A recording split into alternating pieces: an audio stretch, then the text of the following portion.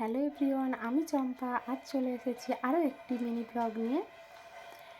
আমার বাড়ির চারপাশে কি কি গাছ আছে তোমাদের আজ ঘুরে দেখাবো। এটা হচ্ছে আমার বাড়ির পাঁচিলে একটা অপরাজিতা ফুলের গাছ। পাঁচিলের ভেতরটা আর কি বেশ কুঁচিয়েছে সুন্দর, আর দেখো ফুলও ফুটেছে কিন্তু খুব সুন্দর।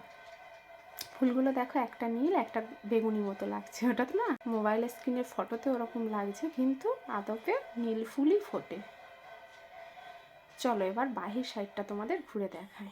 বাহির সাইডে দেখতে পাচ্ছ একটাও কিন্তু ফুল নেই, বাহির সাইডে থাকেও না, কারণ পাঁচিলের বাইরে থেকে আর রাস্তা দিয়ে যারা চলাচল করে তারাই তুলে নেয়, থাকে না। এদিকে আরও দুটো ছোট ছোট গাছ আছে, এতে অল্প সামান্য ফুল ফোটে। আর নিচে দেখো তুলসী গাছ আছে, তুলসী গাছে হালকা রোদ পড়েছে।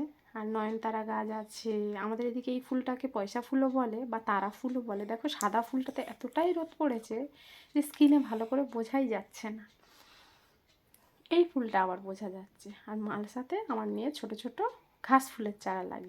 আর আমি যখন ভয়েসটা দিচ্ছিলাম তখন পাশের বাড়ির কাকিমাদের ঠাকুর ঘর সাজছিল, কী করব বলো।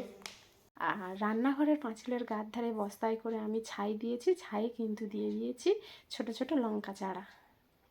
আর এখানে যে সবজি কাটা সবজিগুলো ফেলেছিলাম না, এতে আবার নানান ধরনের লাউ গাছ হ্যানাত্যানা করে গাছ বেরিয়েছে। আর এই বস্তাটার মধ্যে এই লাউ গাছগুলো খুব সুন্দর হয়েছিল, নিয়ে বসিয়ে দিয়েছি এখানটায়। কিছু নোটে দানা দিয়েছি। টুকটাক ঘরের চারপাশে যা সবজি হয় একসাথ খাওয়া হয়ে যায়। চলো তোমাদের এবারে বাগান বাড়িতে নিয়ে যাই। বাগান বাড়িতে পালং শাক দিয়েছি, ছোট ছোট সবে বেরিয়েছে, দু পাতা করে ঠেলেছে আর কি।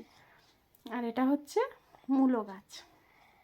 মূলো গাছটা দেখে মনে হচ্ছে যেন ওর থেকে অনেক বড়। আর এটা হচ্ছে ধনে গাছ।